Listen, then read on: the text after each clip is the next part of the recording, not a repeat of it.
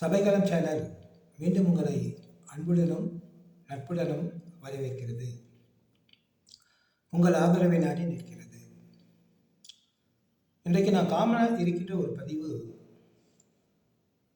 உலகத்தின் முதல் 10 கோடீஸ்வரர்கள் ஒருவரான பிர்லாவை பற்றி தான். நாம் ஒரு சில மனிதர்கள் உச்சநிலையை தொட்டவுடன் அவர்களை பற்றி நாம் ஆச்சரியத்துடன் பார்க்கிறோம். ஆனால் அந்த உச்சநிலையை தொடுவதற்கு அவர்களுக்கு அடிப்படையாக இருந்த விஷயங்கள் என்னென்ன, அதை பற்றி நாம் சிந்திக்க தவறிவிடுகிறோம்.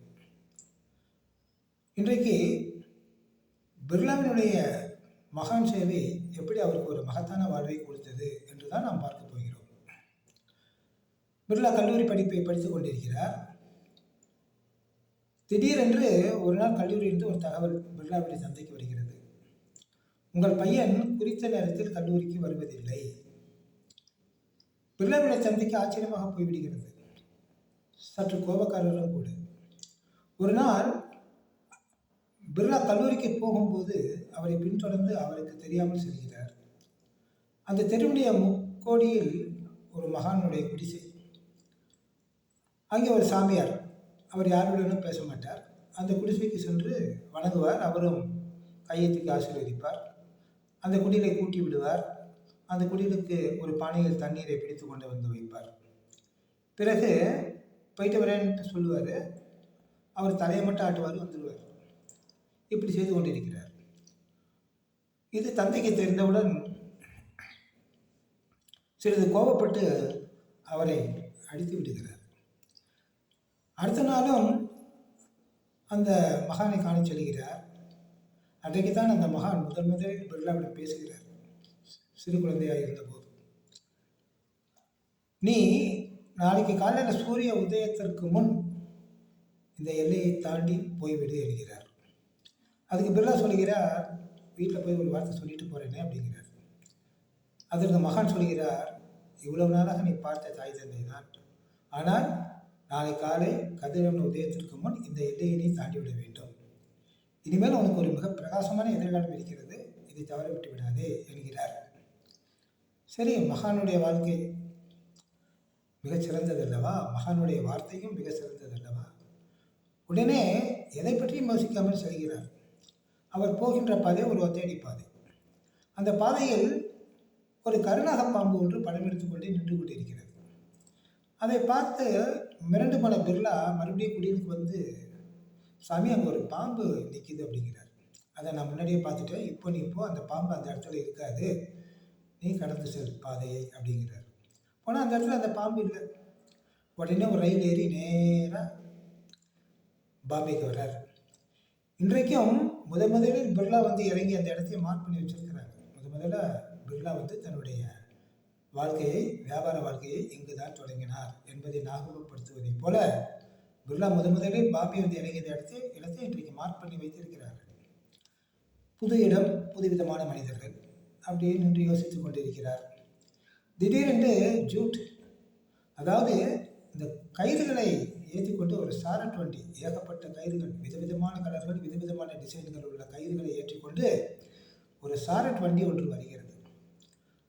அந்த சாரட் வண்டியில் ஒருவர் கேட்கிறார் பிர்லாவிடம், இவைகளெல்லாம் விற்க வேண்டும், ஒரு எந்த இடத்தில் கடைத்தல் இருக்கிறது, ஜூட் கடை, கயிறு கடை எங்கே இருக்குதுன்னு கேட்குறாரு. உடனே பிர்லாவுக்கு யோசனை தோன்றுகிறது. நிச்சயமாக நகரம் என்று ஒன்று இருந்தால் கடைத்தல் என்று ஒன்று இருக்கும், நிச்சயமாக அதில் கயிறு கடையும் இருக்கும், இது என்ன வந்துவிடப் போகிறதுன்னு சொல்லி அந்த வண்டியில் ஏறிக்கொண்டு கடைத்தலுக்கு அவருடன் செல்கிறார். ஒரு கடையை காண்பிக்கிறார். அது கயிறு மொத்தமாகவும் சில்லறையாக விற்கின்ற ஒரு கடை.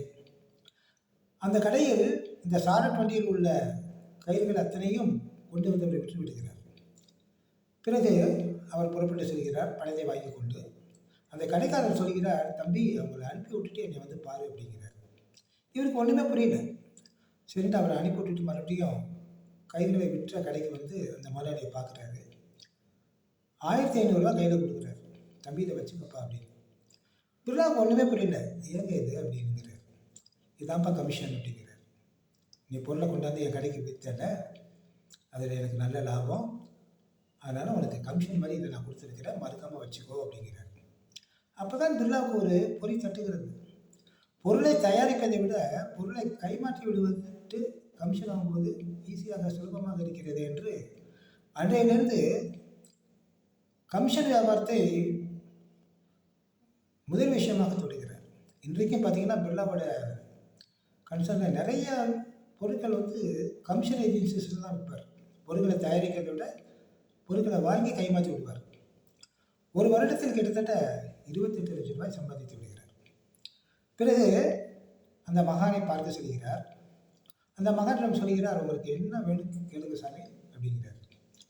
நான் நல்லா சம்பாதிச்சிட்டேன், உங்களுக்கு என்ன வேணும் கேளுங்க அப்படிங்கிறார். அந்த மகான் சொல்கிறாரு, எவ்வளோ சம்பாதிச்சிருப்பேன் அப்படிங்கிறார். 28 லட்சம் ரூபாய் சம்பாதிச்சிருக்கிறேன் சாமி அப்படிங்கிறார். அப்போ அந்த மகான் சொல்கிறார், பின்னாடி நீ சம்பாதிக்க போகும் வருமானத்தில் இது 1000 மடங்கு தான்.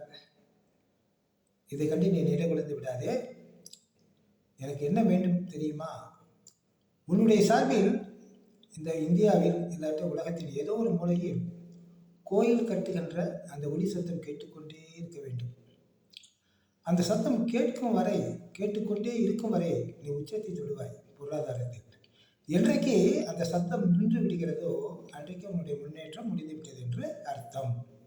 அதனால் இந்த ஒரு வாக்கை நீ காப்பாற்று அப்படிங்கிறார். அதனால் பிர்லா பார்த்தீங்கன்னா ஒரு இடத்துல கோயிலை கட்டி கும்பாபிஷேகம் பண்ணுவார். அந்த கும்பாபிஷேகம் பண்ணுற அந்த டேட்டில் இன்னொரு இடத்துல அடிக்கல் நாட்டு விழா கோயிலுக்கு போட்டு விடுவார்.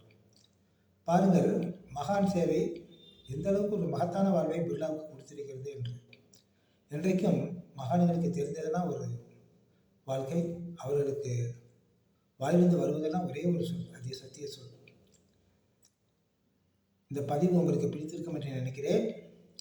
நிறை குறைகளை சுட்டி காட்டுங்கள். நிறைகளை தன்னடக்கத்தோடு ஏற்றுக்கொள்கிறேன், குறைகளை திருத்திக் கொள்கிறேன்.